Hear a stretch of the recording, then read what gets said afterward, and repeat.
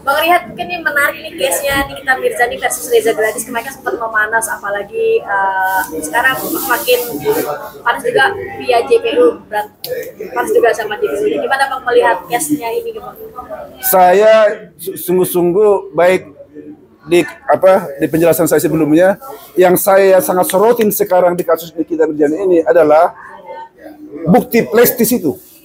Bukti plastis yang dia mau serahkan ke majelis hakim itu, dan udah 2 kali diserahkan, tapi majelis hakim terkesan tidak mau menerima dan tidak mau memutar. Ini yang membuat sebenarnya jadi membuat masyarakat umum maupun praktisi hukum maupun wartawan-wartawan yang membuat seperti ada tanda tanya, ada apa kan gitu.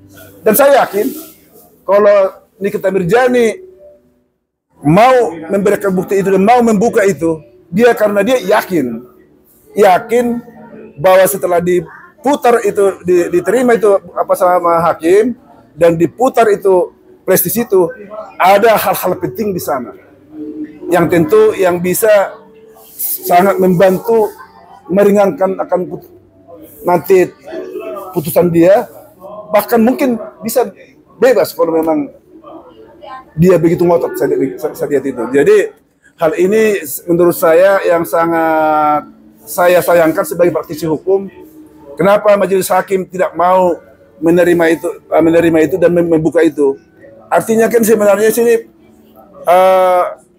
majelis hakim ini menurut saya justru akan membuat suatu pemikiran di masyarakat yang jadi liar gitu loh, dan membuat jadi image daripada hakim itu di dalam mata masyarakat maupun para praktisi hukum maupun wartawan jadi ada pertanyaan tanda kutip. Ini kan tidak bagus untuk hakim-hakim yang lain, ya kan? Padahal Nikita Mirzani menurut saya sangat beralasan betul. Kenapa sangat ngotot dia sampai 2 kali harus dibuka itu? Kenapa? Karena Nikita Mirzani ini kan seorang terdakwa, ya kan? Dan di mana dia ini adalah upaya pertarungan terakhir, kan ini harus dia lakukan. Apa peluang-peluang harus dia memang dorong, karena ini kan tergantung masa depan dia dan anak-anaknya kan. Artinya kalau dia sampai dihukum karena memang bukan sesungguhnya memang harus dihukum, kan sangat sayang. Itulah makanya dia berjuang sebenarnya Nikita Mirzani. Ini Bang, tapi gini, kalau kemarin hakim sudah bilang ya, ini kan sedang kesaksian, silakan nanti pembuktian. Dan pada akhirnya kalau memang ada yang tidak baik dan ada kejanggalan, silahkan dilaporkan ke instansi KPK, KAI dan segala macamnya. Dan sudah dilakukan pada tanggal 9 atau 10 deh Bang, dilaporkan proses itu ke KPK.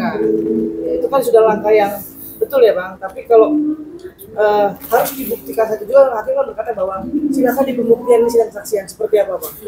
Oke, itu berarti langkah Nikita Mirzani udah tepat. Itulah yang saya sarankan begitu muncul itu.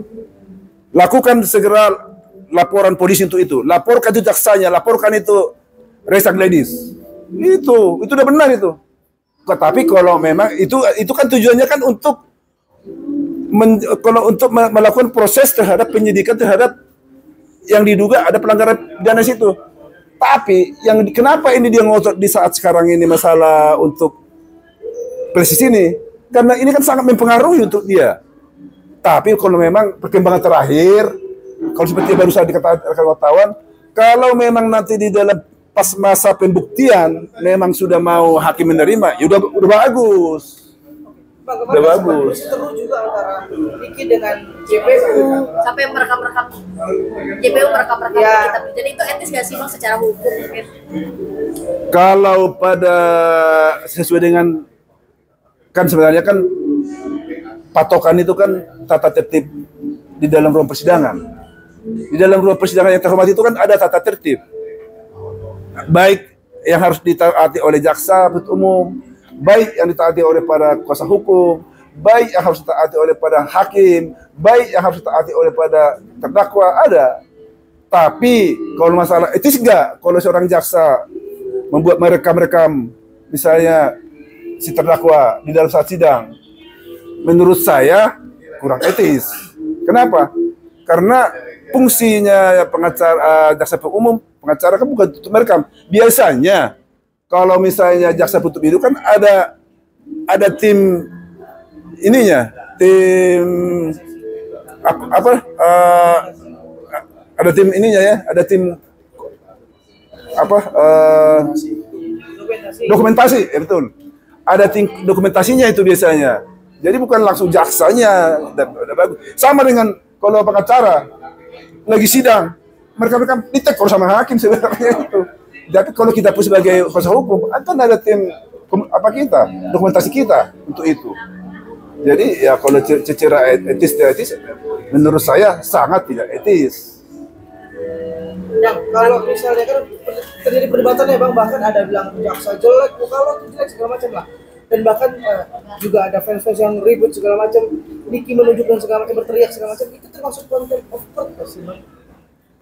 Sebenarnya kan kalau di Indonesia kan belum ada berlaku undang-undang contempt of court, jadi nggak perlu dibahas itu.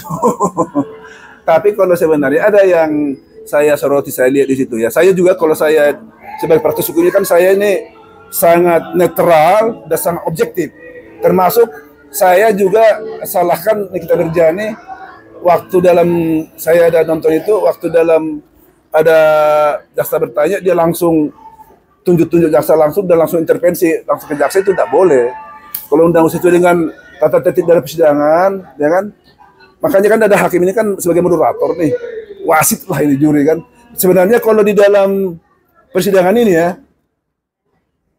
jaksa penuntut umum ini kan dengan penasihat hukum maupun pengacara ini kan ini yang jadi melakukan suatu pertarungan ya dalam melakukan kepentingan masing-masing.